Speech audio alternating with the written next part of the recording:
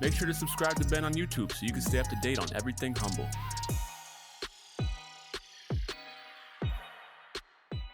Drama show. Welcome back. Today I'm kind of fired up, so I hope you guys are ready. It's going to be an amazing conversation. We're talking about some pretty intense stuff. I've got a powerful story for some of you guys. And, you know, the whole reason we do this show, guys, just so I'm clear, because I think you know by now, but I'm trying to bring you some faith and confidence in a world of just complete scarcity, in a world full of like all these illusions and fake narratives. I'm not trying to give you any more confusion. So we're going to jump right into this. I'm really excited here, folks. So good to see everybody here. Let's jump right into what we're going to do. I'm going to bring my guest on today, my man, Todd Speciale. This dude is special. What's up, my man? How are you? What's up, brother? So glad to be here, man. It's a blessed day. Thank you for being here, man. I always want to pronounce your name like the Italian Ferrari, Speciale, but it is special. Well, actually, that's the right way to say it. Boom. Okay. Thank you for that. I appreciate it. Dude, I'm an immigrant, so everybody butchers my name, so I just make assumptions. For those of you guys that are new here, so Todd and I have a new relationship. We met through some great mutual friends. And, you know, this is what happens, folks, when you keep pushing and growing. You get to meet some amazing people. And, you know, kind of, you know, going through Todd's story here is kind of a man after my own heart. Todd, what I like about you, man, is you're a no bullshit kind of guy. I know you've written a few books. One of them is called The Bathroom Guide for Closers, right? How to be number one before you finish number two. Boom! Come on, man. There we go. I'm giving. Where's that trombone sound, dude? There we go. We got that for you. Dude, I want to get into that because I know that you train a lot of salespeople. You've got some, you know, some great books. And before we get into all your books and accolades and all this stuff, what I really want to know, man, is the story. So would you mind taking us back here, because you've got a phenomenal journey, and just walk us through that story, if you could, from the beginning? That'd be powerful. Yeah, man. So just a normal kid, grew up in a environment that was tough. You know, my family, I always say, was the richest people in love, and they didn't really do well financially. You know, and my mom hates when I say that, actually, because she always says people are going to think we didn't do right by you. And I always try to tell her that the love was way more important than the money. But at 15 years old, my mother was diagnosed with breast cancer, and they gave her 6 months to live when I was 15. Now, she's the strongest woman on the planet, still here, beating cancer, not once, not twice, but 3 times. Wow. So when I was 15 years old, my mom was very sick. The only time I ever saw my mother was when she was either sleeping or throwing up, and she'd lost all her hair. And I remember my dad being very ill, had a perforated ulcer, and both of them were not doing well. So I had to kind of, you know, grow up very quickly and become that financial guy for the household. So I started selling vacuum sweepers door to door to kind of help with bills and help pay rent and keep the electricity on, keep food on the table at a super, super young age. Which is a lot of pressure. But I was very fortunate because through that pressure and what I've gone through in life, it's allowed me to be kind of the man that I am today. I believe that things happen for a reason. So 15 years old, selling vacuum sweepers door to door. And I'm 16 now, for about a year, doing pretty decent at sales. Not great, but I was doing okay. I remember walking by a pool hall one day, and I saw like stacks of cash on a pool table. And I was like, man, I would love to try to get involved in this. That's a lot more money than I'm making selling vacuum sweepers. So I went into the pool hall, and each table had like $20 bills and $50 bills or $100 bills or just even more. And that's what people were playing per game or per set playing pool. I'd never held a pool stick before. So I sit down, and I literally spent probably about 30 to 60 days just watching, like studying the geometry, the math, the arts, the angles, the negotiation process. I mean, when you're in a pool hall, when you're gambling at any level, I learned to play games like gin and tonk and pinochle and cribbage. You know, these games were how we made a living. So I would watch people, and I would study their moves. I would study their facial expressions. I would study how they would negotiate. Well, when you're in that type of atmosphere, you have to hustle to earn. If you're better than somebody at something, you have to set up that gambling kind of scenario, if you will, so you always have the advantage. We came to Canada in 1991 with nothing but a will to thrive. They risked everything they had, left behind everyone they knew, The only way out of the country was illegal, and the risk was huge. I adopted the mindset that my parents had of faith and vision for my life. You see, they helped me understand that you get to decide what happens in this world. By the age of 30, I became a millionaire. I refused to accept scarcity, limiting beliefs, or someone else's excuses. So you want to know what the secret is?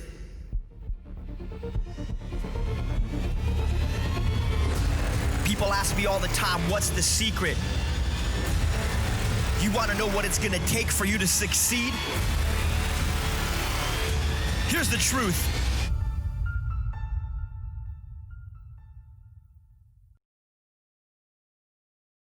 Have the advantage. Right. So at 16 years old, almost 17 at that point, I picked up the pool stick, didn't know how to hold it. And I'm right-handed and I play pool left-handed because it felt more comfortable for me. And I used to save lunch money throughout the week to gamble it away. So horrible pool player. I'm getting like $5 a day max for lunch. I would wait 5 days, have $25, and I would go play like a race to 5. Whoever won 5 games first for $25. If I lost, I had to wait another entire week to gamble again. Okay. Well, about 4.5 months later, I turned $25 into about $7,000, and I was earning about $1,500 a week in 1993 playing pool and cribbage and pinochle and tonk and these games that you can gamble to make a living off of. And I did that for about 2.5 years until I was offered a sales position at a jewelry store, got into the jewelry business, and wasn't making as much as I was gambling, but it was a much safer environment. Yeah. And I had a brand new daughter at a young age and had to provide. So started selling jewelry and became the youngest district sales manager for a jewelry store, which is cool. And that's where I found my passion and love for sales training. And then after that, took a job in Florida, came down here, and this is when all the fun began. So get down in Orlando, Florida, about 1998, 1999. I was working for Sterling Jewelers as a district sales manager. I had 13 stores, K's, Marks & Morgan, Jared the Galleria. And I would do sales training for all the managers and the reps. We had about 100 plus reps.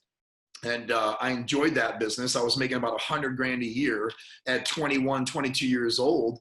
But you're thinking that sounds like a lot of money, but I was working 2 jobs, 80 hours a week. So it's like having 2 jobs making $50,000 each. I was killing myself in the retail business. So I hadn't picked up a pool stick in a while. And as I'm driving home, I see this pool hall, and it was called Pro Billiards. And I walk into the pool hall and I say, well, I'm going to play a few games. Well, I found out that this pool had a lot of action at it, and I was really, really good at pool. I'd won state tournaments, and I'd done very, very well. I used to travel to different cities to gamble because once people know that you're very good, it's hard to get action, right? Sure. So I walked in the pool hall, start gambling, having a good time, making some money. I literally made enough where I quit my retail $100,000 a year job to get back into the gambling world. Okay. 2003 comes around. Chris Moneymaker wins the World Series of Poker off of a $39 satellite buy-in and turns it into $2.5 million. So at that point, everybody thinks that they're Texas Hold'em champions and they want to play poker because everybody believes that this dream of becoming a millionaire off $39 if he can do it, I can do it, right? Yeah. Well, I thought to myself, this is a business opportunity. I've always been a street guy, a hustler, always grew up fighting. And I said, if people think that they can play poker, why don't I just run a poker game? So I ran a poker game, started taking $1 a pot, then $2 a pot, and $3 a pot, and $4 a pot. And as I was building this environment, we used to have like a towel over a kitchen table, and there'd be like 5 of us playing. I'd make like $200 a night. Thought it was great. Then I thought, well, if I take $3 a pot, I can buy drinks and I can have food. I'll make $500 a night. And the game blew up to where we were running 2 tables and sky rises in downtown Orlando. We'd have waitresses, and we'd have, we provided the alcohol and the food. It was a gambling house. That's just what it was. Wow. And I did that for about a decade and made a lot of money doing it. And with my first wife, we ended up splitting up about 13, 14 years ago. Gosh, longer than that now, 15 years ago. And it was a kind of a bad split up, I would say 50-50 at fault. Never place blame on anybody. But as I left, there were things that were happening that allowed me to have to provide as a single father for many years. So I ended up raising my kids pretty much on my own for quite some time. I have a 22-year-old, 17-year-old daughter that are just two of the most amazing daughters on the planet. Now I have another daughter who's 5, who is equally as awesome. But at that time, it was hard. I'm running an illegal card game. My daughters are my best friends. My oldest daughter, Avery, is literally the mother of the house. I'm learning more for her than she's learning from me, probably. Wow. And so we started, creating a very close bond. And as I would go to these poker games, it would start at 6, 7 o'clock at night. I wouldn't get home till 8, 9 o'clock in the morning. So when I would get home, I had a nanny. Nanny would sometimes drive my kids to school. I would sleep all day, get up, have dinner with them, go back to run a poker game. And this was 6, 7 days a week. So the lifestyle was horrible. I was sleeping all day. It was in a bad environment. There was drugs, there was guns, there was just bad people involved in these environments. And about the first time I got robbed, I remember I was taking steroids, and I was like 5 times the size that I am now. And I was just mad, and my body was red, and I was always known as the fighter, and I would go downtown and I would drink and be the guy that thought he was cool, walking through, a crowd, shoulder checking someone. Just had a bad attitude. And because I wasn't happy with my life. I had zero faith at the time. I had no relationship with God. I was just living a life to live it. And when I got robbed, I remember the guy putting the gun to my head, and he says, "Todd, we know who you are," as they had masks on. "If you move, you're going to die. It's that simple. You're getting shot." And as he's saying that, his partner pistol whipped someone right next to me, 18 staples in the back of his head, blood everywhere. And my poker games at the time just ceased to exist. Nobody wanted to go to a home game anymore. They wanted to drive 2 hours to go to a casino because it was just an unsafe environment. So what did I do? I got security. I would pay a guy to come in there as a security guard to help, with these poker games. And security didn't help. We figured out, obviously, well after, that these were all inside jobs. Got robbed the second time. I went with no income. Got robbed the third time. The games were just done. That was it. It was all within probably about a 4-month time frame. People are like, "Dude, I'm not risking my life anymore to go to these card games. I can go to a casino. It's worth the hour and a half drive."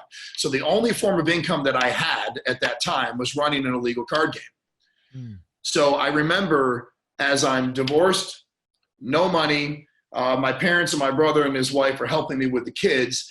At that point, when I was broke, I couldn't afford gas to drive from Orlando to Lake Mary, which is about a 13-mile drive, and back just to see my kids when my parents and my brothers were assisting us. I was in a state of depression that you cannot imagine, Ben. Like I would wake up and I would cry all day. My rooms, I blacked out with like blinds and tinted the windows. So my room was completely black. I was living in a poker house with 2 college kids, at a 31 or 32 years of age. And the time that really got me to kind of shift was when my kids came over one day, and I was wasted drunk from the night before still. And I remember waking up as my daughters are there, and they're like poking me, "Daddy, Daddy, let's play." And my roommate at the time says, "Todd, it's okay. I'll take care of him, get some rest." And he kind of knew how depressed I was, obviously. I wake up 9 hours later, Ben, and my 2 daughters are in the kitchen playing with this sand that my roommate had bought them because I had no money. And they're laughing and having so much fun. And I'm just like, what am I doing? Like, the most valuable time that I've ever had is with my daughters. They're the most important things in the world to me. And I'm sacrificing time for depression, and because I don't feel like getting out of bed. So kids go home, come back very next day, or getting ready to come back the next day. And I remember my older daughter Avery sending me a text message. And sorry, get a little emotional talking about it, but yeah, it's okay, man. So she sends a text message to me, and she says, "Daddy, we know you're tired," because they didn't really understand. They were young. "Daddy, we know you're tired. We just hope that you want to see us." And I said, "Avery, of course, of course I want. What do you mean I don't want to see us?" "Well, every time we come over, you sleep the entire time, and we don't get to spend time with you." Right. Dude, it was like, it's like the worst feeling you could ever get as a father, making your kids feel like you didn't want to have time to spend with them. So they come down, those little trash cans that you used to dump change into and stuff. Some people have a jar. I had a trash can. It was next to my bed, and I was super broke. And I remember reaching down in the trash can, and I would just grab a handful of change. And my daughters and I, after my car got repossessed, would literally walk to a Taco Bell or McDonald's, and I would pay with the change for the food. We'd walk back. That'd be kind of a bonding time. Well, they came over, and I remember reaching down into that trash can, and there was 11 cents in the trash can. By the way, if you guys are interested in real estate investing and you are in Canada, I wrote a book here called Real Estate Secrets Exposed. Learn how to actually make money virtually, which is cool, from the comfort of your home. Yes, it is possible if you understand the value and how to do wholesaling. And if you don't know anything about wholesaling, you need to grab this book. It's absolutely free. There's no page numbers. There's nothing else in there. It's just ready to go, though. Humble.ceo to grab your free copy. So it's like fight or flight at this point, right? It's like, I can't afford to buy ramen noodles for my daughters. Like I can't like, what type of man am I? What example am I setting? So they go home, went to my parents' house and stayed with them. And what do? I did what I did best then. I got completely drunk, and I remember laying in bed just crying hysterically. And there's this picture on my nightstand of my daughters, my two daughters at the time. And I remember looking at that picture and going outside and started running like full circle around the house, like as fast as I could. It's raining out. I'm soaking wet. I'm crying. And as cliche as it sounds, as I'm running around the house, I'm thinking to myself, I'm saying, why me? Why me? And I'm screaming as loud, why me, God? Why me? Right? Never prayed. The only time I ever asked for God for anything was when I needed something. You know what I mean? Something was going so bad. Please, God, right? And I'm running full circle. By the time I got back around to the front of the house after about 4 or 5 laps, I remember my mindset changed from why me to try me. That was it. I said, and as cliche as it sounds, because there's a lot of stories like that, the very next day, that evening, I go back in the room, I grab the picture and I hold it strong to my chest, and I said, this is not the life I promised you. This isn't what I promised you. Daddy's going to change. I'm talking to myself. I'm drunk. I go back to bed. I wake up at 6:30 in the morning. I started laying concrete for a living, started selling for that same company, became manager.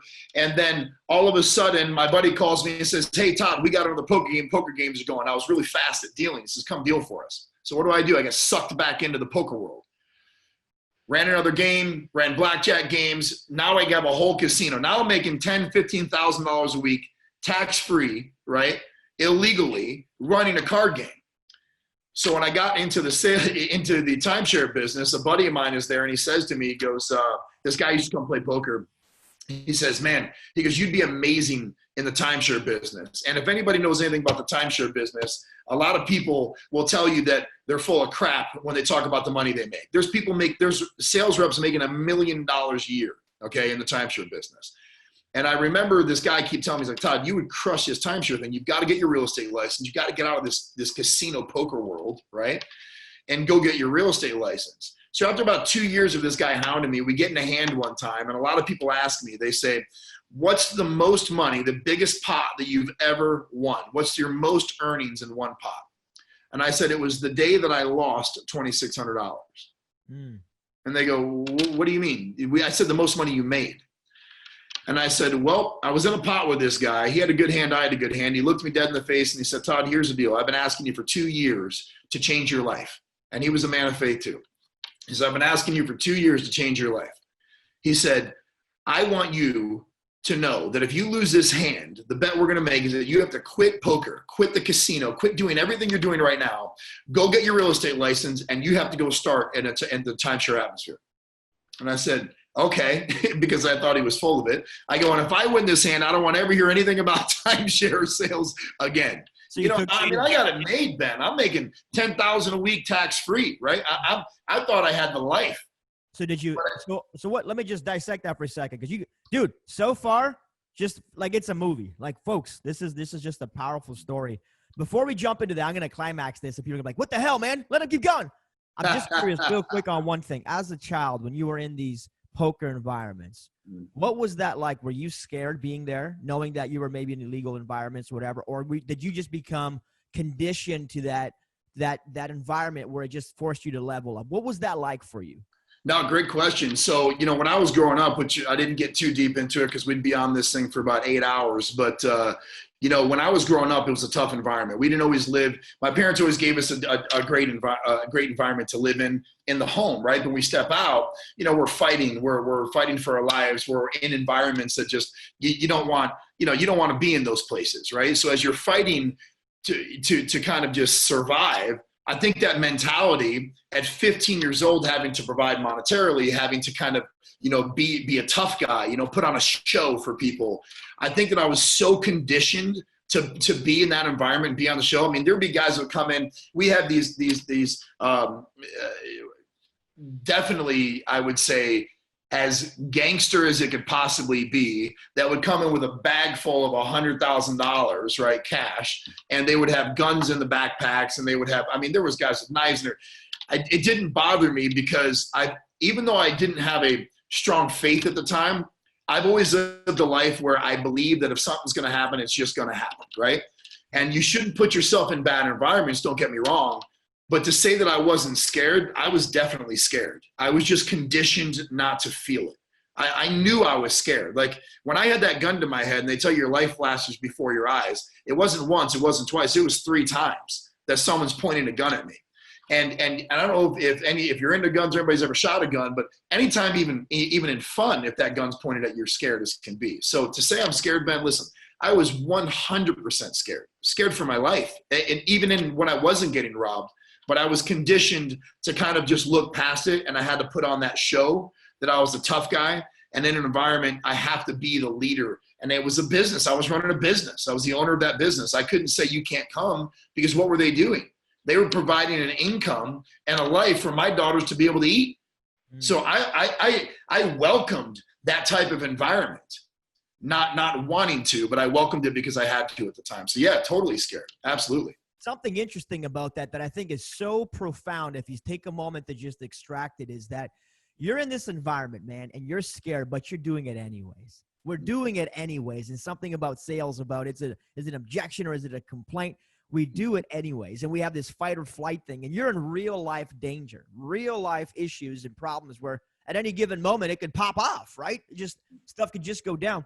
How many times, and just an interesting revelation that we'll go forward, how many times do we as people, when we jump into a business that is nowhere near as dangerous, real estate or whatever, and it's just like, oh, I'm so afraid. I'm so afraid of taking action and doing this because, but folks, when you take a second and just gain perspective over somebody else's story who truly had a dangerous situation and persisted anyways, what an incredible encouragement for you who's not going to die by just simply doing the work and showing up every day. So I want to jump back into your story, but I just want to make that distinction so incredible because it gives you perspective and clarity. How small do your problems seem now, folks? In all honesty, I don't want to make this sales call. The guy will say no. Right? So let's go back to your story, man. I just wanted to touch on that because I just thought it was so profound, in your story that we could find something beautiful and something so scary at the same time. Yeah, well, we'll start where it kind of left off because it's going to get to a part that I'm a crier, by the way, Ben. Hey, man. We got you, man. I'm Irish Italian. I always tell everybody I'll fight everybody in the room and I'll cry when I'm doing it. But yeah, man. So got in a bad environment, still get in the poker world. I lose the hand. I go start at this resort. My first year, I crushed it, made well over $300,000. The next year I'm crushing it. I became a manager and then director and then I was promoted 5 times in 4 years and broke every record in the industry. And I kept growing and growing and growing. And I said, man, this is so cool. Like I'm actually living a corporate life. Right. But the real revelation when I made that change was when, I'm in the truck with my daughters one day and I'm running an illegal casino for a living. Right. And my daughter, Avery, looks at me. She goes, hey, Daddy, I want to make sure you're free tomorrow morning. You're home so you can take us to school because they're having career day. And I want you to come in and tell them what you do. Okay. What was your mind at that point? What were you thinking? Like, shit, what am I going to do, guys? The worst. I'm thinking career day. I run an illegal poker game. And my daughters were so cool because they're like, Daddy, we don't care. Just tell them. I'm like, I didn't want to say I can't. It's illegal. Like I can't tell them, like it's illegal, right? Did your daughters know? Did your daughters know what you were doing that was illegal? Absolutely. They knew that, and I've always been 100% honest with my daughters. They're my best friends in my life. I can't talk about them because I'll cry, but they're my best friends, right? So I was always so honest with my daughters, and to say that they knew it was like 100% illegal or the environment that I was putting myself in, maybe a stretch. They knew that it wasn't a normal job. You know, and I always told them that, and my daughters were always proud of me no matter what. They knew that I provided. I mean, there was times where, you know, my daughters, they ordered takeout so much that the restaurants knew exactly, hey, is this Avery again? This Addison? No problem. They just deliver the food. They didn't have to ask them. Now, we joke about that now, but those are precious moments, Ben, that I missed with my daughters, my angels, right? Like how many years, a decade, did I lose time with the people that I love most? You know, time's the most valuable asset in the world, right? So I get in that truck, and I thought to myself at that point, I was like, I got to change my way of thinking. I got to change my life. So I lost that hand, lost $2,600 in that hand. The guy looked at me and said, you made a bet. One thing I've never done is not pay a debt, right? So got out, quit the only form of income that I had, the only form, right? And I went into the real estate world, into timeshare, and I did very, very well. And it helped excel my sales career. And then I realized that my love for helping people was a lot bigger than the paycheck, which is how I came up with the slogan, put the people before the paycheck. Money will come. The riches will come, you know, and it's very important. By the way, your daughter's in the feed, and she's dropping all kinds of love messages. Folks, throw it in there. I want to see it. Put it on the screen. I want to see Avery's on here. Look at that. Boom. There you go. Love you. That's my dad. I'm so proud of you. That's amazing. That's amazing. So they had a sense of what you were doing, but, you know, I thought it was so interesting that it shaped your life. That, what was it? That 17 cents? Yeah, 11 cents. Yeah. 11 cents shaped your life in a way. And I think sometimes we have these defining moments in our lives where we just get into this corner and we're like, this can't be it. There's no way this can be it. And we were talking about this yesterday. Do we have to wait, do you think, to get to that point in life where we're so far against that wall that we have no choice but to fight or flight? Or can a person at some point recognize that maybe their life is going that direction, stop early and say, no, I'm going to run towards faith? What is your thought on that, brother, as other people who might be struggling in life might be contemplating that question? About faith? Yeah, about like, do I have to go all the way down before I can come back up, or can I just make a decision today, regardless of where I'm at, to just boom? Like, does it have to be this massive trigger for folks? Well, it was for me, and I think it just depends on the person. You know, like I don't think it has to be some massive trigger that just, you know, it could be something. Look, I will tell you this, where my daughters and what they meant to me, I realized that I didn't have a choice any longer. Like this wasn't a decision. It was the only choice it was the only way that I was going to go, because my daughters pushed me to do that. You know, my mother is literally the strongest human being on the planet to beat cancer 3 times, you know, and to absolutely crush everything she's ever done. She provided for us and did everything she could when she could. And, you know, and she just as strong as she could be. How she had to I saw her persevere. She never gave up. You know what I mean? So to be in that kind of world where my mom forced herself to win, where my daughters put me in a position to win. And then the you know, most, I could say biggest turning point for me is that you don't have to have that type of turning point to decide to win. You just have to believe that you can. I think there's a massive difference between people saying, well, do I have to fall all the way down to get back up? You don't, but you do have to believe in yourself enough that you can do it. Because what you said was very interesting earlier about people. You talk about being in life-threatening situations and guns to my head and people that pull knives at us and the environments that we put ourselves in. To a lot of people, that type of environment isn't real. But to most people, like you said, do you want to start in insurance sales or real estate sales or timeshare sales or vacuum sweeper sales or car sales, whatever it may be, they're scared to make that change because they don't understand that move yet. When it's so simple just to believe in yourself so much and go, dude, I can do this and it's okay if I fail. But so many people are afraid of judgment and failure and how people are going to talk about them. It's not really them that scares that move. It's people thinking about how other people are going to look at them. Is this the right move for me? Like when I went in the motivational world, I was writing motivational posts 8 years ago for a team of 7 or 8 people. And I didn't think anybody was reading them, right? And then I remember I was the drunk jerk downtown. I was the guy downtown, throwing the first punch and wasted. And I remember the first motivational post, and the guy looks at me, or a guy sends me a message. He goes, dude, this isn't you. Like, what, now you're the motivational guy, right? Like you're going to lift people, you're going to punch someone tomorrow night, you're going to lift someone up tomorrow. Like, as you punch him, lift up and tell him he's going to be amazing, right? Like, it was just it was to him, it was like not real. Yeah. And then when I started getting messages about Todd, tag me and tag me and tag me and tag me. I started tagging like 100 people at a time. And then I have a love for music like you. So I would put some music behind the motivational stuff because the words mean everything. And then I started realizing, man, this is like crazy. This is really touching people's lives. What it was doing, it was transforming people's mindsets to go from I can't or I won't to I will and I can, right? And when that shift happens, people are no longer they no longer think that I have to fall, because a lot of people, they haven't fallen to the depths that others have. So why aren't they winning? Because they're afraid of judgment. To me, judgment and how people are going to look at you and who you are as a person. I did a Facebook Live on vulnerability. It's the only thing that I think holds people back is judgment and not knowing that it's okay to be vulnerable and to be imperfectly you. Yeah. And you talk about faith. We can tie that right into that. Dude, I have had a struggle with faith for a very, very long time, because, when horrible things were happening in my life, who do I blame? God, why is this happening? Why is this happening to me? My brother, my mother, his beautiful family, my father-in-law and my mother-in-law, they have strong faiths. But my brother and his family decided at one point, they're like, dude, we're going to put our faith in God and we're going to believe in him. And my brother went from this guy he's super smart. Like, he's so smart, right? I came from more of the street side. My brother had all the book smarts, right? Sure. He knows both, but he's just a very book smart guy.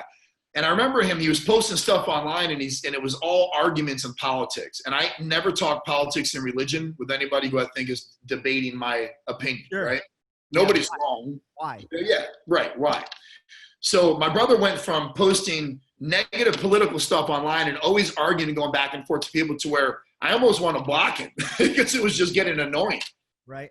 And then one day his life changed then. He went into faith. My dad got baptized again at like 81 or 82 years old. I think my mother is on here. She can tell you the age. But he got rebaptized. My brother and his family went to the church and they found faith, and they've never been happier, which again forced me to kind of get into it, because 9 years ago I met with a pastor of that church because I had an anger problem, right? And I wanted to talk to him and see how I could make my life better. He never forced me to come. He never asked me to come. He never forced me to be in that front line. And then one day about, it was, last November or so, he says, we're going to have a 12-week biblical class and I want you to come. It's called Foundations. And dude, the best decision I've ever made in my life. Like, best decision. Like, I knew, if I could tell you, I didn't know that I didn't know one thing really, if I'm being honest, about religion or the history. I didn't know the story about Adam and Eve, bro. I'm just a sales guy hustling, trying to make money. All that I was oblivious to. Yeah. And to find out the importance, dude, I love history. It's the coolest thing in the world. So you have to have faith and believe in yourself for sure. Yeah. Yeah. There's so many things. I'm actually writing notes here because I got so many questions, man. Like, something that you said that I want to touch on here. You said the word motivation, which to me, I think people's stories, they touch on two different things. They're either super motivational or they're inspirational. A motivation to me is when it evokes a feeling in somebody. Say, man, that invokes a feeling in me that I need to do something. But I think your story is more inspirational because it drives conviction.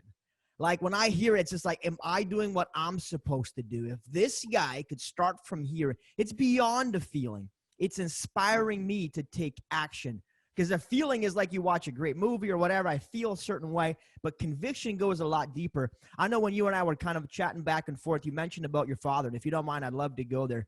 You said that your dad kind of gave you this message about you have to fight. And I would love, if you don't mind, to go into that. It's such an important thing. And if it's too much, then just let me know. I'll back off on it. But I just think it's such a – I'm going to make you ball down here, and then we're going to fight afterwards. We'll be okay. So, I'm like, Ben, I knew it was coming because Danelle was like, he's an amazing interviewer, so I knew it was coming. So I'm prepared. I want to know because, again, I think it takes it to the next level here about that inspirational quality that you have. And I think that this conversation is such a blessing to a lot of people. But let's keep going down this path about where's that conviction from your father? Yeah. So, my father, is the most amazing, soul that I've ever known. I feel like my dad loved harder than any human being on the planet. My mother and father have a love that is like, dude, it's crazy. Like it's the one where nothing can defeat us. No chance. We can beat anything. I've got your back. My mom was the wife that it doesn't matter if my dad was wrong. She's there supporting. My dad's same thing.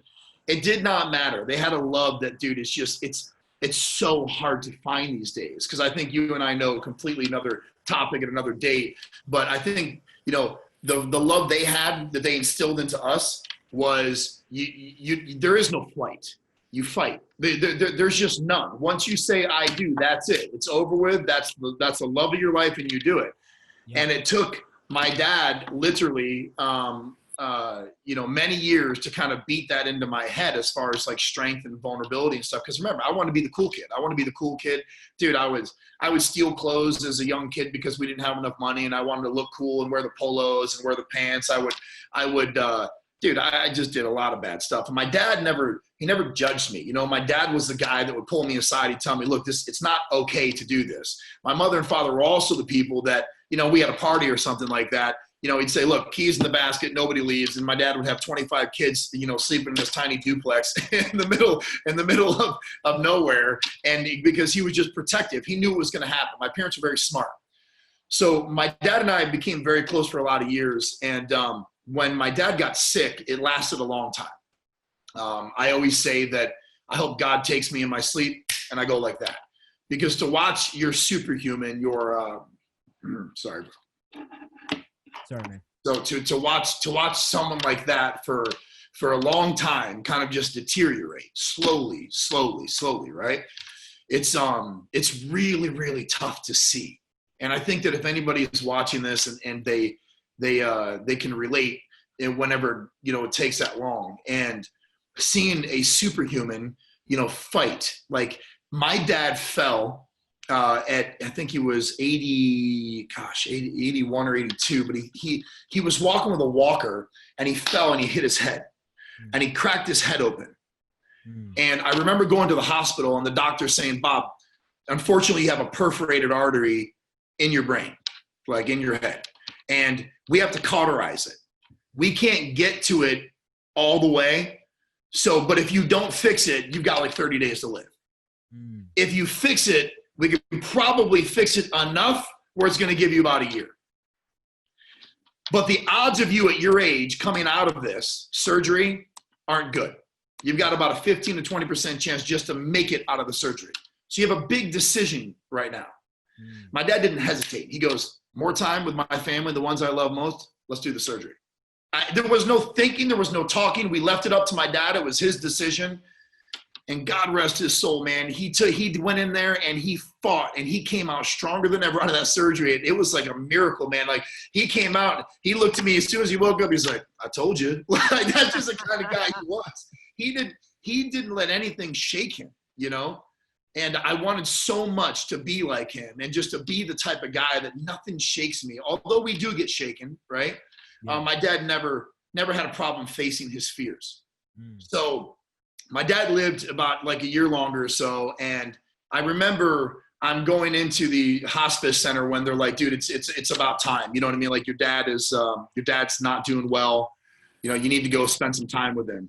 And at that time I had written about 1 or 2 chapters of the Things I Do Know, the book.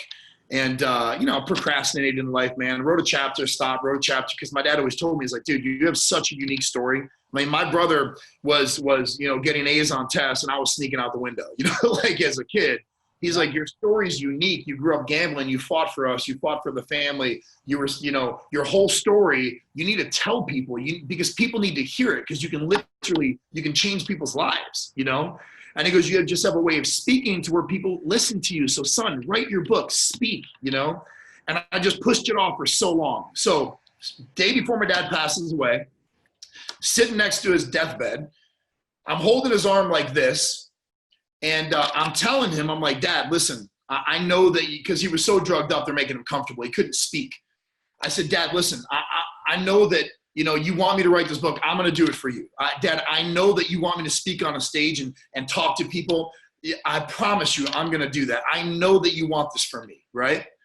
But as I'm holding his arm like this, I'm telling him a lot of the negative things that I did growing up, that I actually, if you get a chance, Ben, I actually, in that vulnerability Facebook Live, I did that for people because I was getting messages from a lot of my clients and people that I work with telling me, how is it? It's just, I'm so scared to be vulnerable. On that Facebook Live, I told stories that my mother didn't know. I told stories of bad stuff, like stealing jewelry and all sorts of stuff out of my parents', you know, jewelry case and pawning them to get cash so I could be cool and wear polo, like, you know, did a lot of bad stuff.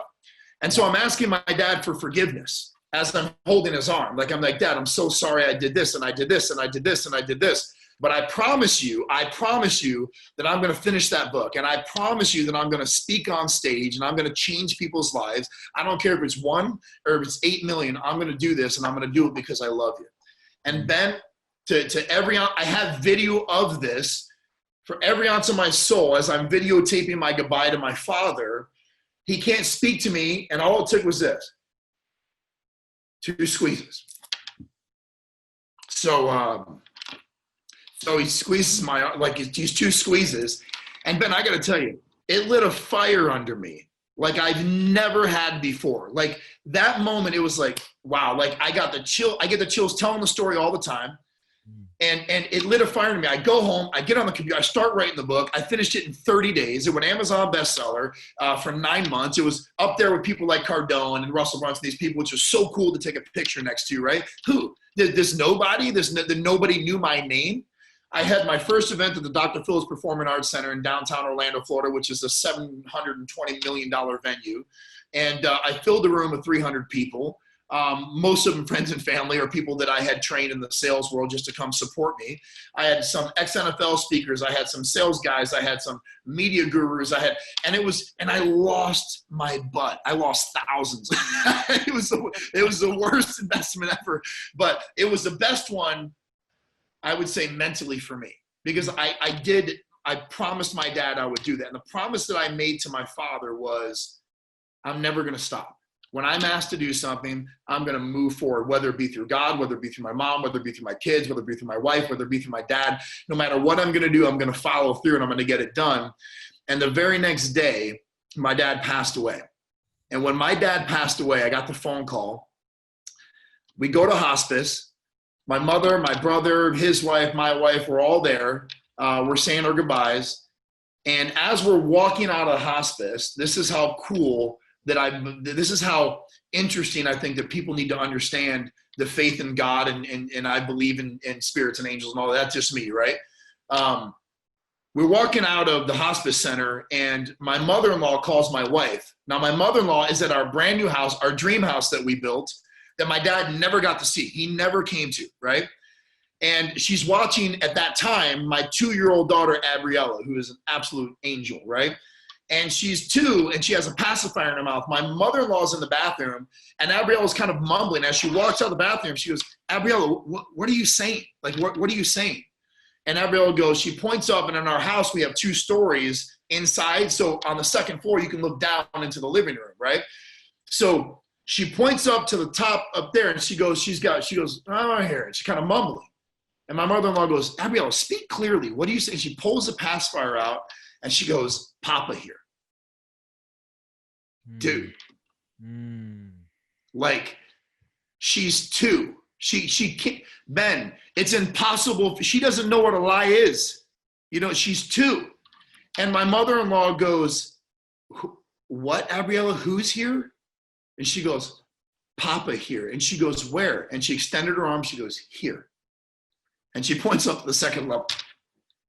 So as she's pointing up to that 2nd level, and she looks down, she looks at my mother-in-law, and that's my mother-in-law. She got on the phone and she goes, Michelle, you guys need to get home because I'm scared. I told her story. But my dad was coming to say his goodbyes, and I knew that he wanted to see the house. He wanted to say goodbye to my mother-in-law, his beautiful granddaughter that he had the luxury of meeting, and she had the luxury of meeting him. But I kind of knew at that point, Penn, that my life is beyond me. I knew that because of my dad and my story that I was meant to serve. Like the feeling I get knowing people are winning because of an interaction, whether it be a social media post or they're my client or I'm coaching them or they're my mentor, I help them in sales or the world, whatever. There's no better feeling. And every time that I do it, I think, Dad, there's another one. Dad, I did it. There's another one. Dad, I did it. There's another one.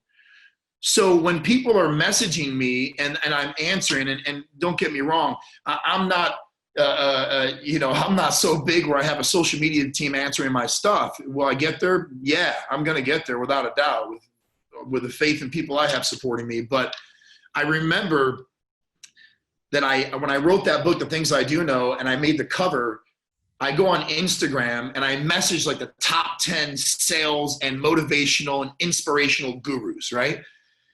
And it was after my dad passed. And I remember before I released the book, I said to them, I sent them this sentimental, I said, my dad just passed away. I never got a chance to show him the cover of this book. And I know you're busy and you're probably not going to answer this. Maybe it's your social media team. Maybe it's not. I don't know. But I was wondering if you could just give me an opinion, thumbs up. It could be a thumbs down. Just something simple of what you think about the cover of this book. Because I promised my father that I would do it, and I just want it to be perfect. So if you don't mind, take 2 seconds out of your day, just answer, just reply. Now, I sent it to 10 people, Ben. How many of them do you think replied? If you had to guess. Oh, man, 0 or 10. I only have 2 answers, 0 or 0. 10. Okay, 0. So I'm a sales guy, and I thought to myself, I'm like, well, let me try this just as a test, right? This is where my streak came out. Yeah. So I sent him the next couple days, I give him a few days to reply. Nobody replies. And the very next few days, I sent another message. And I said, listen, I know you haven't had a chance to kind of answer yet. And I said, I want to apologize if I'm taking too much of your time. I said, because I know how valuable that is. I said, but what I've realized over the past 48 hours is that in order for me to be the best version of me, and in order for my book to be the best version it could be, I need to buy your program. So I have one question. How much is it? How many think answered, Ben? 10. All 10. And it was like an instant reply. It was within 30 minutes. And a couple of them, I really felt like it was them, because now I know a couple of them now, and I always give them crap about it all the time. But it's a couple of them answered like, "Oh, hey Todd, I'm so sorry I missed your first message. The cover looks amazing." And the sales, the course is only 8,000. The course is only 40,000. This that. And I was like, so you are alive. I was like, all I want to know is that you were there. Yeah. So the promise I made to my father is that I was always going to be there. So when I do these lives and I'm getting messages and emails from people, I'm exhausted to the point where I want to be the guy that's always there and answer and reply, because I promised my dad that I would. I'm not going to let people down. I'm not going to let them fall. I'm not going to let them have disbelief in who they are. I'm not going to let them think that they can't sell. I'm not going to let them think that they can't win. I'm going to do everything I can using my story, which is very difficult for me to say, because I don't believe there's anything special about my story, because it's my story, right? If I heard yours, I'd be like, holy cow, man, that's crazy, right? I don't think anybody's story is above anybody else's, right? But to have that kind of faith and to make those changes in my life and to promise my father that it was just, I'm going to be there. To see the results that I've had the luxury of being a part of, to see people double and triple their income, to see people's mindsets change. Just we talked about it, by selling to serve rather than selling to survive, right? By living on that kind of level, serving. Gosh, man, the lives that you touch, it's like they're unimaginable. And I did it because I promised my dad that I would. And the moment he came here and said goodbye to my beautiful daughter and my beautiful, mother-in-law, it was, dude, that was it. That changed me forever. So I'm never stopping because of it, ever. Dude, what a testimony to somebody, like just powerful. Folks at home, it sounds cheesy as it is. Give me some thumbs, or it's almost like none of this matters, but like thumbs, something, some shares, something. Like, such a powerful testimony here, and something that you said that I want to touch on. It's not so much what you know, it's about who you are. A lot of us are trying to sell, close, and all this kind of stuff instead of serving and helping people. So people are like, oh, dude, what's the secret? What's the secret to making business? And hey, Humble, you got the real estate business and this business and this business. And it's about who you are, folks. Who you are is what resonates with another human being. Your story, the testimony that comes out of that story is what tethers you to another human being. So your willingness, dude, to share that is just I'm so thankful that I've been able to hear it, because it's been a massive inspiration to me. And I know a lot of other people that'll be watching this, whether it's live now or later on. And something about who you are is that remaining unapologetic for who you are. And this is something that really strikes a chord with me this week as we're talking about this stuff. And a friend of mine on Wednesday, my age, passed away from cancer. I'm sorry, brother. And a lot of, thank you. A lot of Canadians know who this is, Stephen Arnio. And he passed away, and he was one of the most unapologetic men I've ever met. And something interesting about that, like he was, sometimes brash and sometimes very opinionated, but he had faith, and he was just so unapologetic. So folks, I think really use your story as a gift. If you're gone through some kind of oppression, some kind of difficulty in your life, you might not see it today, but in the future, that story is a gift.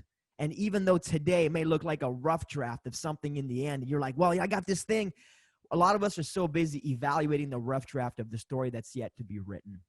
So just be okay with your journey. Be okay with your unique story, because like Todd's here, it's such a powerful weapon and tool for yourself and for so many other people when it inspires them and it helps them develop levels of conviction. And folks, faith, like I have zero apologies. I'm a born again Christian, and I'm zero apologies for that. If that bends you the wrong way, that's fine. I'm okay with that. But whatever your belief system is, I want you to just think about relinquishing control over the things that you're so anxious about every day, and just recognize that you don't have to earn it in life. You're already worthy. You're already so valuable inherently for who you are.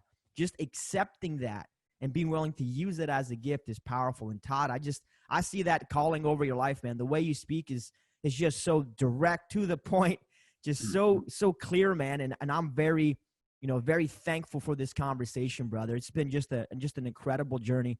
Is there anything you'd like to leave people with, as a thought? And by the way, I want to throw your books on the screen. Folks at home, please support my friend here. I know you've got two books, The Things I Do Know, right? That's the book that you wrote. And then you've got another one for my salespeople, The Bathroom Guide for Closers, right? Yes. Right. What's the tagline on that book? How to be number one before you finish number two. By the way, that book is the shit. It's like an easy guide, bro. So we wrote it to kind of keep people on track back to the basics. So it's an easy read. So we thought it was a good little tagline. No, that's awesome, folks. Make sure you support my friend, and as we're doing that, make sure. What was the best place for folks to follow you at, Todd? Yeah, so on all social media platforms, it's just at Todd Speciale. So it's TODDSPECIALE. I appreciate any love and support. And I got to tell you guys, for me, I always tell people one thing you hit home is talking about being worthy. It was so hard for me to walk into that church to start that 12-week biblical class because I told this group of grown men there that I don't think I'm worthy of being here. So you really hit a chord when you said that. And then realizing that I am, and that God made the moves he did for us. And Jesus died on the cross for our sins, right? It was crazy for me to kind of recognize that and say it's okay. And I'll leave people with this. You talk about be authentically you. My favorite quote always is be you, they'll adjust. Because like you said, you're unapologetically born again Christian, and you believe your beliefs are your beliefs, and it rubs people the wrong way. That's okay. Listen, Ben, you're not going to be for everybody. I'm not going to be for everybody. That's okay. It's okay. I will respect them. 3 core values: just respect, loyalty, and courage. That's how I live my life. If it doesn't align with that, that's okay. I'm going to be me. They'll adjust. Do me a favor. Go ahead and share the stream, especially today's conversation. Somebody out there needs to hear this. Hey, it's Ben Humble. Thanks for checking out the show. If you like what my guest is talking about and you're getting massive value from it, then scroll to the bottom, open up the description, and follow them on social media. Support them, connect with them. Just scroll down there, click the link, and let's roll. Stay humble.